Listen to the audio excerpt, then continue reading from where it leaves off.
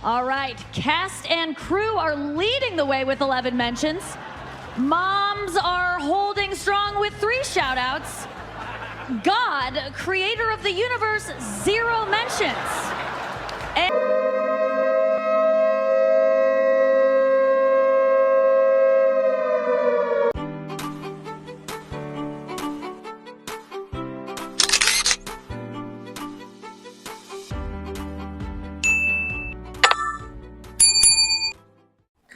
Welcome back sa aking YouTube channel, Jeremy's TV, Manila. Anyway guys, wala nang pong bayad o libre lang. Tulungan na lang din sa kapwa mo. Alright, thank you very much po. So topic natin nga po today's reflection, nakakakilabot ang nangyari sa Hollywood.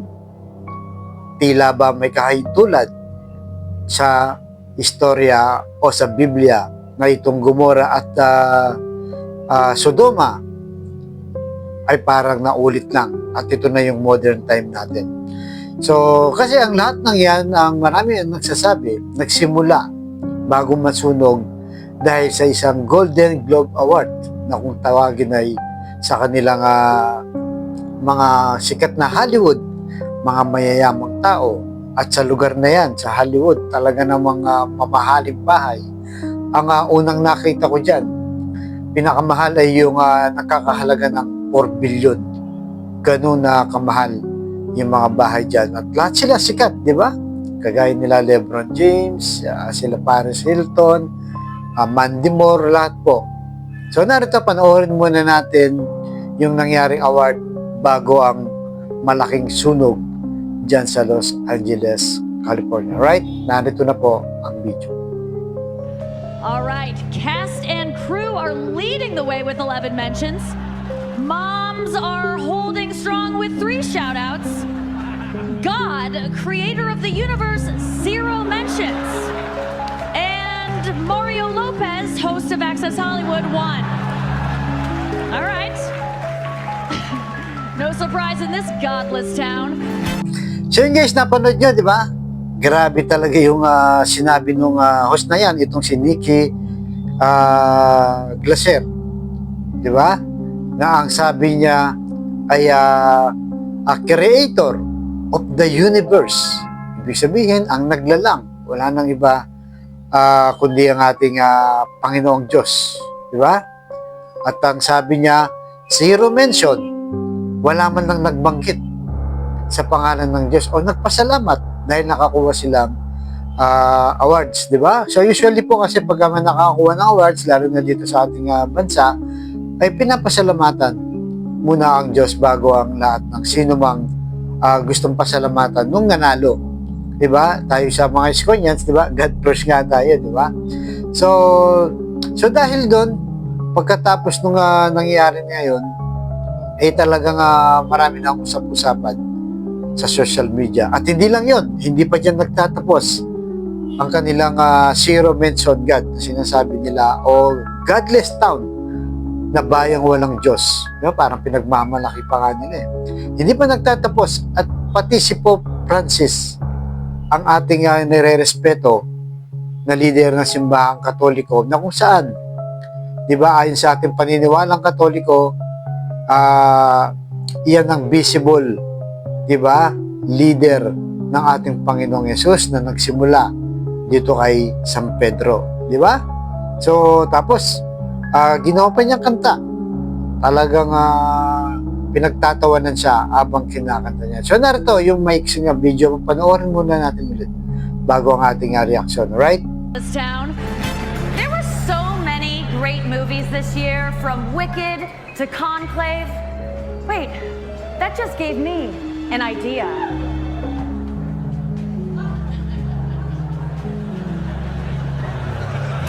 You're gonna love this. You will be popular. You're gonna be popular. I'll teach you some Catholic prayers. Oh, sorry, what? Wait, this sucks?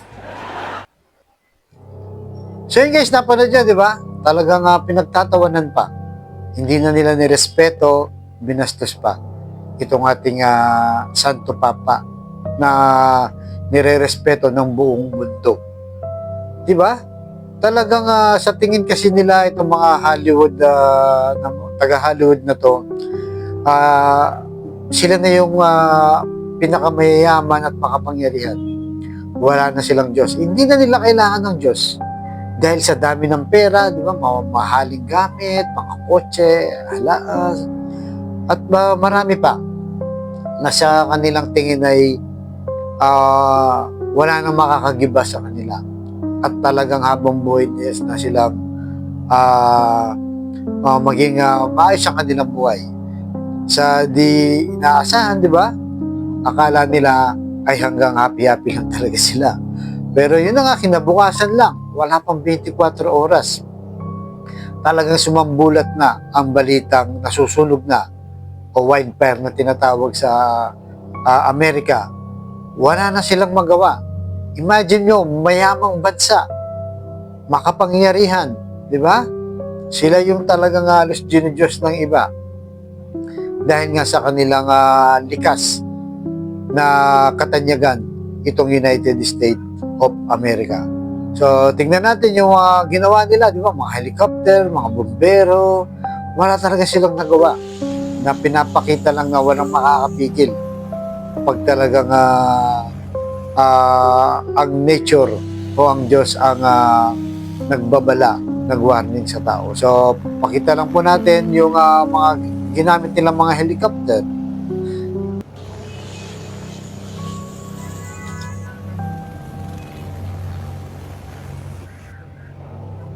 Diba? Ang gaganda. Guys, ang gaganda ng mga kagamitan nila. Pero parang wala lang, 'di ba? Sa laki na sunog. Hindi na nila talagang mapipigilan dahil patuloy na lumalaki ang sunog. At ang system dito, 'di ba, kaya hindi rin yung napigil, nagkataon na yung kanilang dam o kanilang panahon, 'di ba? Taglamig at talagang dry season sila. Walang laman ng kanilang mga dam, kaya yung mga nakapaligid na sa kanilang pang-backup, 'di ba? Yung nilalagyan ng tubig pagdating ng sunog na kanilang nilagay, wala rin tubig. Kaya hindi rin nila napigilan. So, diyan ay isang babala sa ating lahat na hindi tayo pwede maging mapagmataas sa kabila ng nakakamtan natin yung karangyaan sa buhay, yung posisyon, di ba? At yung kayamanan dito sa mundong ibabaw. Kaya sabi nga ni Lord, di ba, ang mapagmataas ay ibabagsak. Di ba? Ang mapagkumbaba ay itataas. Kaya nga sabi sa ikalawang Peter chapter 2 verse 6, at ang kanyang hinatulan ang mga lungsod ng mga Sodoma at Gomora sa pagkawasak sa pamamagitan ng paggawa ng mga ito sa abo na ginawa silang isang halimbawa sa mga taong namumuhay ng masama pagkatapos noon. So, binabanggit dito ay kahintulad dito ng Gomora at Sodoma. So, kung nagbabasa po kayong Biblia, sa Old Testament ito, yung kwento ni Lot, na kung saan ay ganito rin ang nangyari. Ganito. Nagpaulan ng apoy ang ating Panginoong Diyos. Dahil nga nung panahon na yon, sobrang sama na ng tao. Di ba? At kung ano-ano ng mga ginagawa nila na hindi nakatanggap-tanggap o ayaw ni Lord. Kaya kung sa mga hindi po nakakaalam kung ano ba ang Sodoma at Gomora, yan nga, nandyan yung picture, ito ang parang ganyan nga, parang LA na sinunog ng Panginoong Diyos dahil sa kasamahan nila. At kung makita nyo dyan sa picture, ayan o, di ba? Talagang abong-abo na rin. Wala nang natira ni isang bahay dyan. Ayan o. Kung makita nyo dyan sa picture, talagang umulan ng apoy. Yan o, yung mga magagarang bahay, mga building ng panahon na yon, hindi man ganun kataas. Ubos lahat. Diba? Kinain na ng apoy. Ayan po, kung makikita nyo yung Gomora at Sodoma nung panahon na yon. Kaya talagang ito isang babala. Pero alam nyo, mabait pa rin ng Diyos sa taga LA o Hollywood. Bakit? Kasi ang namatay dyan, kung hindi ako nagkakamali sa update report, 16 na katao lang ang namatay dyan. Pero dito sa Gomorrah at sa Sodoma, ayon sa mga archaeologists, halos 1.5 million ang kanilang natagpuan na buto ng tao. Ganyan po katindi ang nangyari sa Gomorrah at Sodoma. Kaya kumbaga, babala lang ito sa ating, actually sa Los Angeles, California nga, at sa atin na rin lahat, na talaga pag nagpakasama ang tao, hindi na kinikilala ang Diyos, talagang tutupukin at talagang iwawas out. Lalo na kung ang bayang yon ay talagang masama na. At alam naman natin, di ba? Sa Hollywood, nandiyan din yung Las Vegas, di ba? Mga casino, yung mga sugal, mga krimen. So marami din na siguro talagang nagwa-warning lang ang ating Panginoong Diyos. Kaya ang sabi sa Deuteronomy 29 verse 23, sabi dito, ang buong lupain ninyo ay magiging katulad ng disyerto na natabunan ng asupre at asin. Walang magtatanim sa lupain ito dahil hindi ito tutubo ang mga pananim.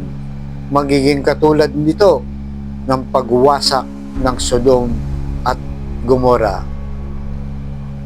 Sabi pa dito, at Adma at Seboyim na ibinagsak ng Panginoon dahil sa matindi niyang galit.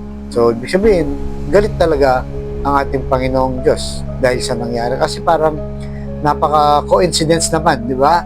Nawala silang tubig, walang ulan, winter, tapos talagang dry season sila at hinamak pa nga ang ating Panginoong Diyos. At sabi rin sa Ezekiel, chapter 16, verse 49 to 50, ang kasalanan ng kapatid mong Sodom ay pagmamataas. Siya ang mga anak niyang babae ay sagana sa pagkain at maunlad ang buhay, pero hindi sila tumulong sa mahihirap at mga nangangailangan. Sa pagmamataas nila, gumawa sila ng kasuklam-suklam sa paningin ko. Kaya pinarusahan ko sila katulad nga ng nakita mo.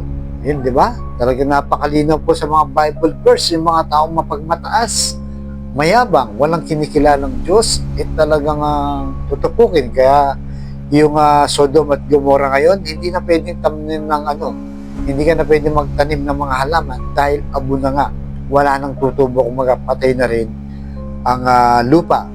Kaya babala po sa ating lahat ito. Sana nga po, alam naman natin, di ba? Buti at pasalamat tayo ang ating bayan na Pilipinas ay bayang Kristiyano, karamihan, majority, di ba? Lalo na sa ating mga Katoliko, na kung saan ay kailangan po talaga nating lumuhod at maging mapagkumbaba sa harapan ng Diyos at sa harapan ng mga tao. Isang babala, isang warning na kailangan po ay huwag nating kalimutan ang Diyos, di ba? At huwag walang bahala, lalo na nakalagay yan sa Ten Commandments na huwag banggitin ng Diyos ang kanyang pangalan o si Yahweh nang walang kabuluhan. Dahil dito, sa kanilang ginawa, hindi natin sinasabing ito talagang dahilan. Di ba? Pero kung titingnan mo, yung nangyari sa kanila, parang akmang-akmanga sa nangyari sa Sodom at Gomorrah. Ito yung mga, parang sabihin natin, ito yung kahalintulad ng Sodom at Gomorrah na nasunog. Di ba? Sa laki ng Los Angeles, California, wala silang nagawa. Sa dami ng mayayaman dyan, wala rin po silang nagawa. Walang makakapigil, di ba? Kapag gumanti nga ang Diyos. Kaya tayo po humingi ng tawad sa ating mga kahinaan at kasalanan sa ating Diyos, na sana ay patnubayan tayo At kapag dumating yung time na umasenso tayo, umangat sa buhay, yumaman, huwag po natin kalimutan ipagpasalamat. Di ba? Huwag maging mapagmataas sa harapan ng Diyos at sa ating kapwa-tao. So, right guys, so hanggang dito na lamang po. Maraming salamat po. At naway pagpalain po tayo ng ating poong may kapal. Maraming salamat po sa ngalan ng Ama, ng Anak, ng Diyos, Espiritu Santo. Amen. Thank you very much po.